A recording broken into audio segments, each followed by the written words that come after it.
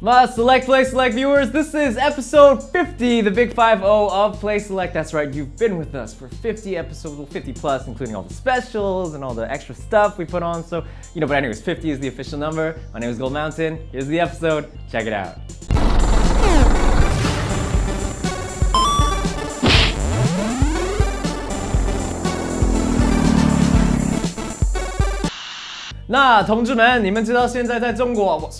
In China, recently they lifted the ban of consoles, which is a big deal because, this has been going on for 14 years, I think.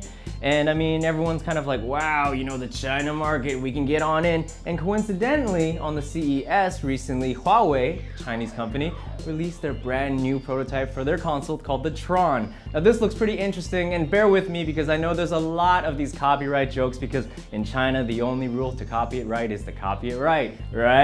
Anyways, that being said, it's called the Tron, so lawyers, get your notepads ready. At the same time, this device looks like it's gonna be a competitor to the Ouya, which makes it the Ouya or Android console wars, so that's kind of cool. It's gonna be priced around $120 US, and this is gonna be focused mainly at the Chinese market. Now, when I've seen the reviews and the impressions on this, well, let's talk about the controller because this is pretty interesting. Now, the controller, right away, like you can see it looks like a PlayStation 4 / Xbox 360 controller with the little touchpad that you do see in a PlayStation 4, as well the button placement, the A, B, X, Y, that looks really Xbox.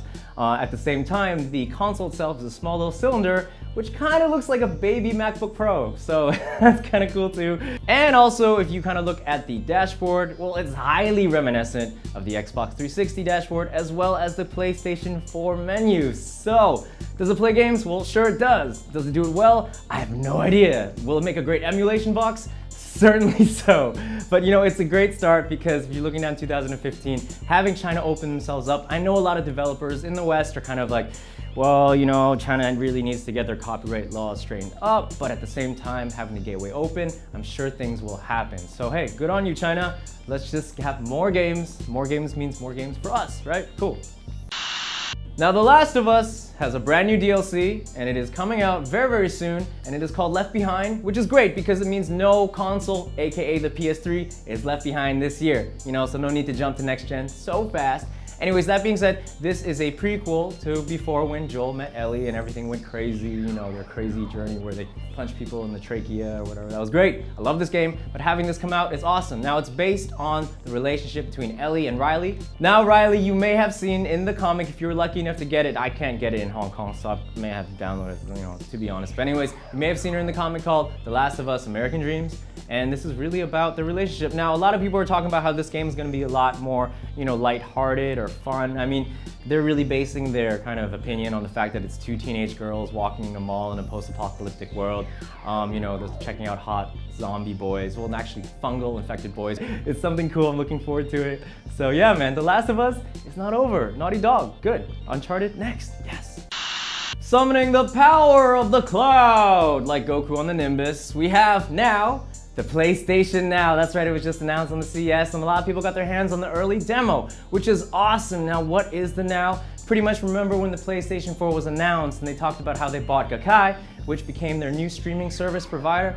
Well, this is what it is. It is happening now for the PlayStation. Now, the people who got their hands on this demo got to play streaming versions, now I kid you not, streaming versions of The Last of Us, God of War Ascension, as well as Beyond Two Souls. Now, that's super cool. Now, the reviews say that there was a little bit of lag, but hey, this is really just the beginning. And at the same time, Sony plans to have a huge library of PlayStation 3 games on this service. So what happened to backwards compatibility? Doesn't matter anymore because you just gotta subscribe and you can get this service.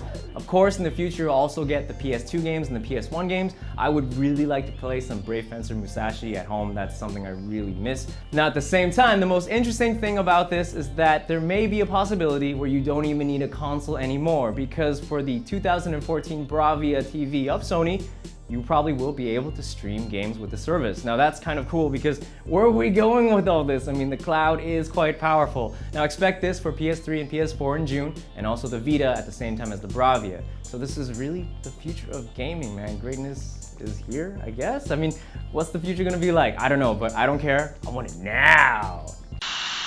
Hello everybody, unfortunately no, this is not Gold Mountain. Something came up and he had to go. It was a bit of an emergency, but don't worry, he will be back in the future. So we're going to announce the winners of the Apex 2014 Special Edition joystick right here and right now. Now the question was, which games would be featured at Apex 2014? And those games are Super Smash Bros. Melee, Super Smash Bros. Brawl, Street Fighter IV Arcade Edition, Ultimate Marvel vs. Capcom 3, Super Smash Bros. 64, Pokemon Trading Card Game, Pokemon X and Y, Project M, Injustice Gods Among Us, King of Fighters 13, and Tekken Tag Tournament 2. And the winner of this prize is Game and Vote. Congratulations, and we'll see you next time on Play Select.